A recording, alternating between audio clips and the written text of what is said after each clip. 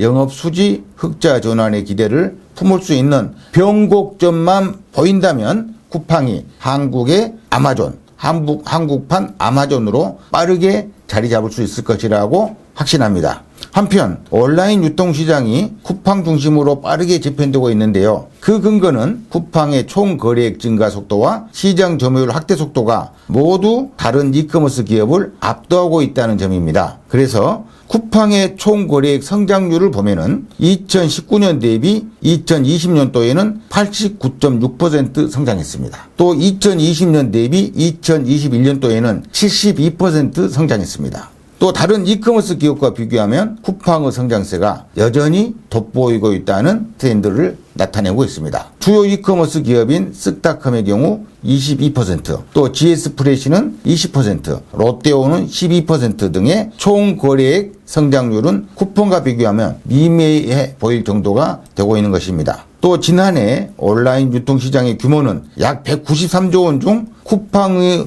총 거래액이 37조 8천억 원 수준으로 쿠팡의 가파른 총 거래액 확대가 곧 시장 점유율 확대로 이어지고 있다는 것도 확인할 수 있는 부분입니다. 쿠팡의 온라인 유통시장 점유율은 어떻게 되겠습니까? 2019년 점유율 8.5%를 차지했습니다. 2020년에는 시장 점유율 13.8%를 차지했습니다. 2021년도에는 점유율 19.6%, 거의 20%를 차지했죠. 그래서 2019년부터 매년 5%포인트 이상씩의 성장세를 유지하고 있는 것입니다. 그래서 아마존이 미국에서 40% 안팎의 절대적인 시장 점유율을 보이고 있고 2위 기업과도 격차가 크지만 아마존도 연간 시장 점유율이 5%포인트 이상 상승한 적이 없습니다.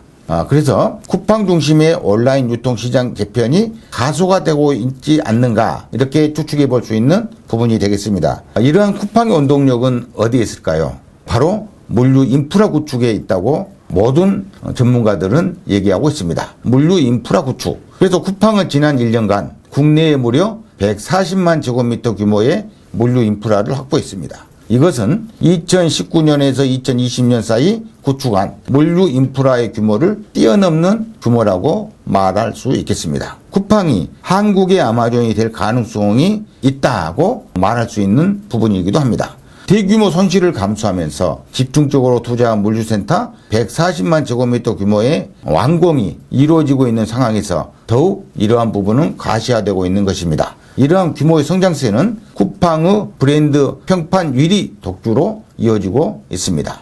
쿠팡의 브랜드 평판 1위 독주 비결에 대해서 살펴보는 시간을 갖겠습니다. 브랜드 평판 지수는 소비자들의 온라인 습관이 브랜드 소비에 큰 영향을 끼친다는 것을 찾아내서 브랜드 빅데이터 분석을 통해서 만들어진 지표가 되겠습니다. 한국기업평판연구소는 국내 7개 오픈마켓에 대해서 브랜드 평판 조사를 실시했는데요. 오픈마켓 브랜드 평판 빅데이터 분석 결과에서는 1위가 쿠팡, 2위는 11번가, 3위는 지마켓, 4위는 인터파크, 5위는 티몬 순으로 분석이 되었습니다.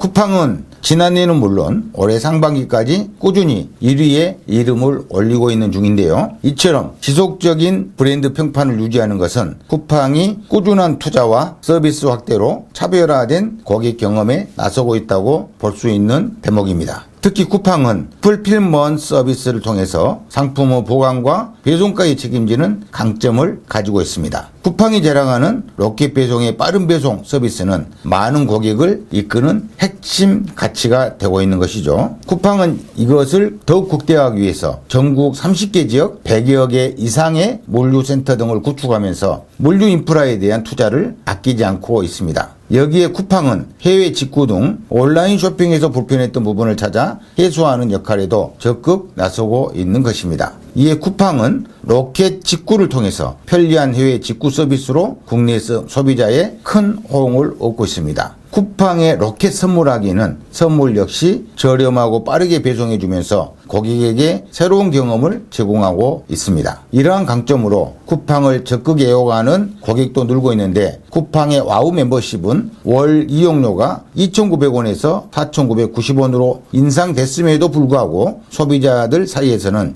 여전히 가성비 좋은 유료 멤버십으로 평가받으면서 호응을 얻고 있는 비결이 되고 있습니다. 쿠팡이 제공하는 서비스에 대해서 소비자들의 만족도가 높고 쿠팡 또한 꾸준히 서비스 확대와 투자에 나서고 있는 만큼 브랜드 평판 1위가 계속될 것으로 전망되는 부분입니다. 이번에는 풀필먼트 서비스에 대해서 살펴보겠습니다. 국내 풀필먼트 시장 규모가 2020년 약 1조 8,800억 원이었고 2022년에는 2조 3천억 원으로 급속한 성장을 계속하고 있습니다. 이것은 풀필먼트 서비스의 중요성의 척도를 파악할 수 있는 지표라고 얘기할 수 있겠죠. 최신 기술 전모가 물류 시스템에 있어서 최종 소비자에게 상품을 전달함에 있어서 라스트 마일 딜리버리, 마지막 구간 배송, 고객과의 접점 등 창고의 물리적 공간뿐만 아니라 종합적으로 고려해야 되는 최신 기술 전모가 물류 시스템이야말로 풀필먼트 서비스라고 얘기할 수 있겠죠. 이커머스 기업들의 풀필먼트 서비스는 두 가지 방식이 있다겠어요. 한 가지는 자체 풀필먼트 서비스 운영 및 확대 방식, 또 하나는 풀필먼트 사업자들과의 협력 강화 방식이 있는데, 자체 풀필먼트 서비스 운영 및 확대 방식에는 쿠팡, 마켓컬리, 쓱닷컴, 이베이 코리아 등이 있고, 풀필먼트 사업자들과의 협력 강화 방식에는 네이버, 11번가, GS 홈쇼핑 등이 있습니다. 쿠팡의 경우는 자체 풀필먼트 서비스 운영 및 확대 방식에 속하죠. 대표적인 기업이 바로 쿠팡입니다. 그래서 아마존의 물류 시스템인 FBA, 풀필먼트 바이 아마존을 착안해서 구성한 것이 바로 CFS, 즉 쿠팡에서는 쿠팡 풀필먼트 서비스로 부르고 있습니다. 100여 곳 이상의 CFS 센터를 운영하고 있는데 전국을 CFS 10km 이내에 두는 것이 목표입니다. 그리고 7개의 첨단 물류센터를 추가로 건립 중에 있는데 대구, 광주, 대전, 충북 음성, 제천, 경북 김천, 경남 함양 등이 되겠습니다. 뉴욕 증시 상장 이후에는 총 8천억 원 규모의 대형 물류센터 건립 계획을 발표했는데 바로 완주, 김해, 창원, 청주시 등이 되겠습니다. 전국을 로켓 배송 생활권으로 만들겠다는 야심찬 포부가 담겨져 있고, 물류센터 인근 지역 소상공인 대상 마켓플레이스 입점을 지원하고 판매자들을 대거 유치하려는 의도가 포함되어 있다고 볼 수 있겠습니다. 쿠팡은 이렇게 단일 플랫폼 기준 이커머스 1위가 된 것이고, 이렇게 1위 쿠팡이 되어서 대형 유통사들까지도 제치면서 유통시장 강자의 입지를 구축하고 있습니다. 유통의 한 축이었던 이커머스만으로 대형 유통사만큼의 매출을 다지면서 확실한 고객 기반을 마련하고 있는 것입니다. 쿠팡은 이제 다른 목표를 추진하고 있고, 그간 쌓은 고객 기반을 바탕으로 신사업으로 몸집을 키우는 전략, 즉 새로운 진화를 계획하는 쿠팡의 전략이 쏙쏙 나오고 있는 부분입니다.